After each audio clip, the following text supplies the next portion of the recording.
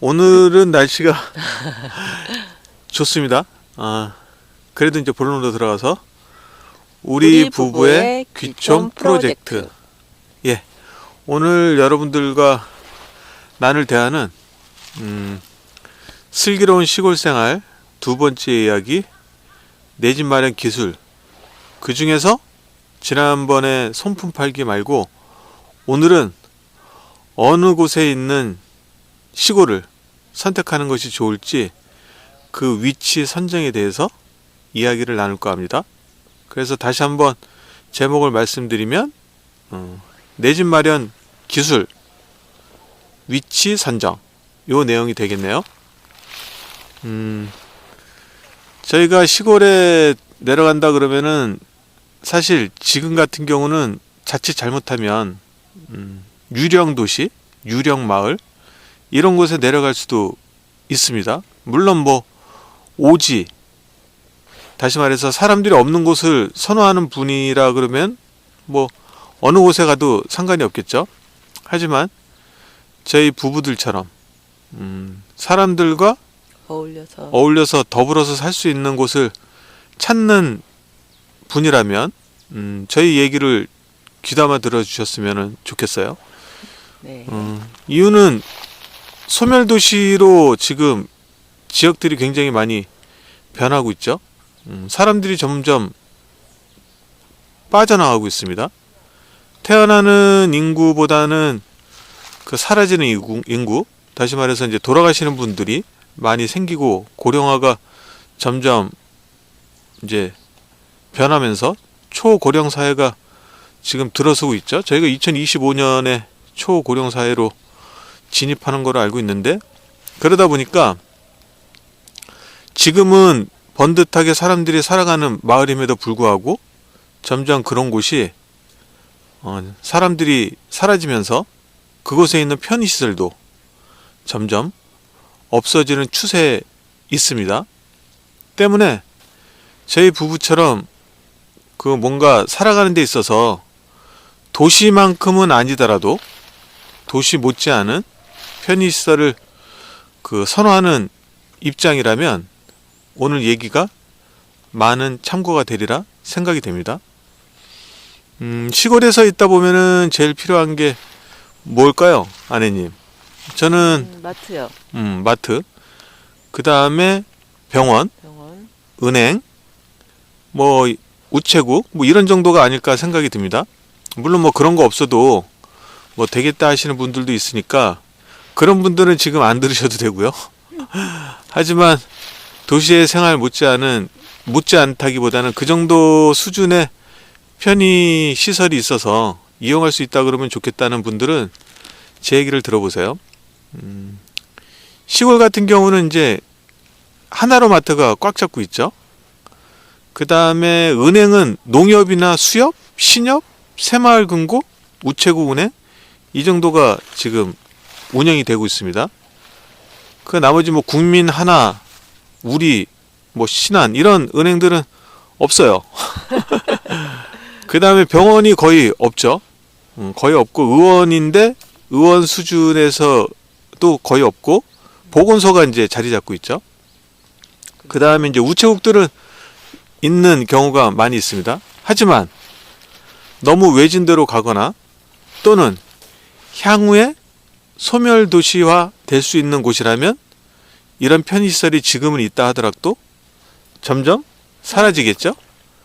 때문에 저희는 시골에 이왕 들어가서 귀촌을 할 거라면 너무 외진 데보다는, 그리고 소멸도시화 되는 지역을 안 들어가셨으면 좋겠어요.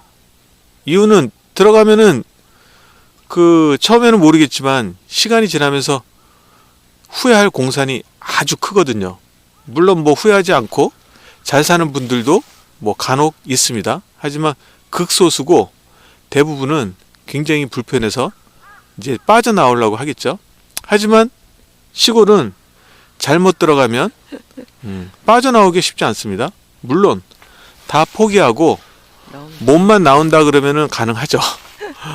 하지만 자기가 투자한 만큼 뭐 그 비용을 전부 다 고스란히 받고 나온다는 거는 외진고시라면은 뭐 거의 불가능하다고 보겠습니다.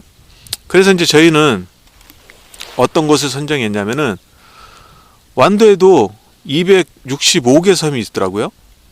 물론 이제 유인도와 무인도 다 합쳐서 그렇게 많은 섬인데 그 265개 섬 중에 한 곳을 선정을 했습니다.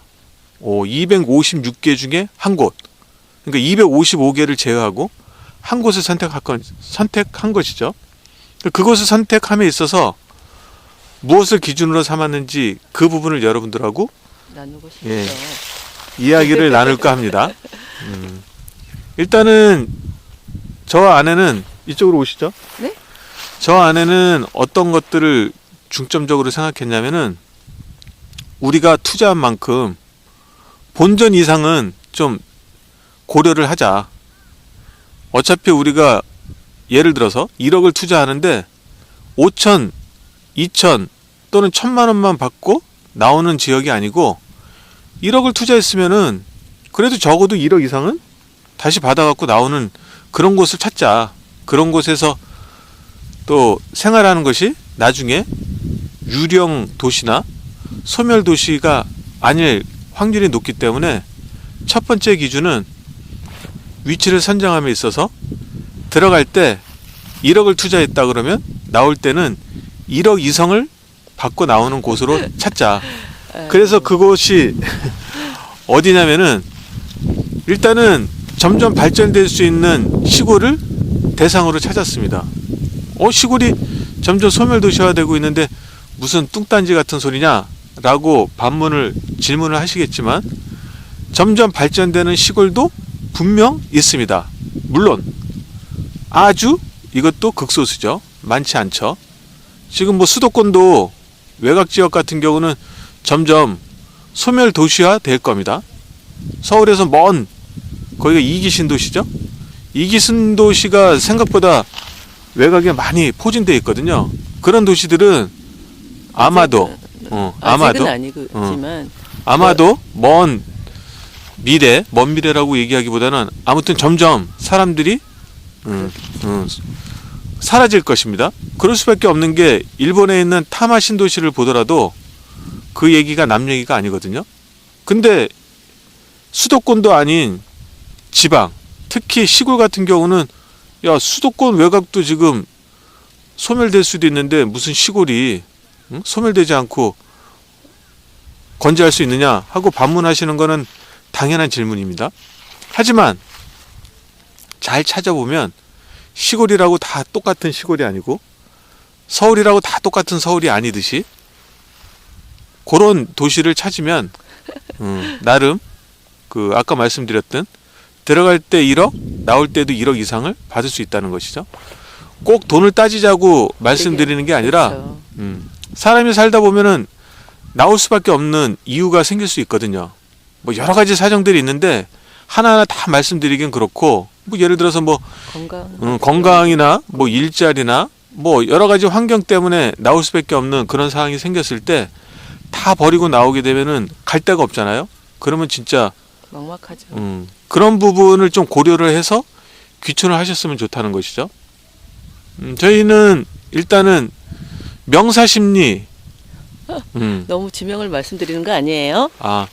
예, 여기까지만 말씀을 드리고 그래서 어쨌든 점점 발전될 수 있는 그런 시골도 있으니까 그런 곳을 찾으셔가지고 들어가셨으면 좋겠어요.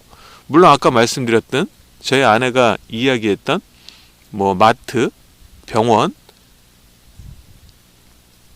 뭐 우체국, 은행 뭐 이런 편의시설들이 지금은 있다 하더라도 나중에 분명 사라질 수 있는 지역은 될 수 있으면 안 가는 것이 향후에 우리가 지금 귀촌해서 앞으로 저희가 산다 그러면은 뭐 사실 죽음이라는 게 언제 올지는 모르겠으나 평균적으로 산다 그러면 몇십 년을 살아야 될 것 같은데 몇십 년 동안 살면서 여기저기를 막 움직이고 이동하고 이러면서 정력을 낭비한다 그러면 그 부분은 나중에 분명 후회할 공산이 크니까 신중하게 잘 선택을 하셨으면 좋겠습니다.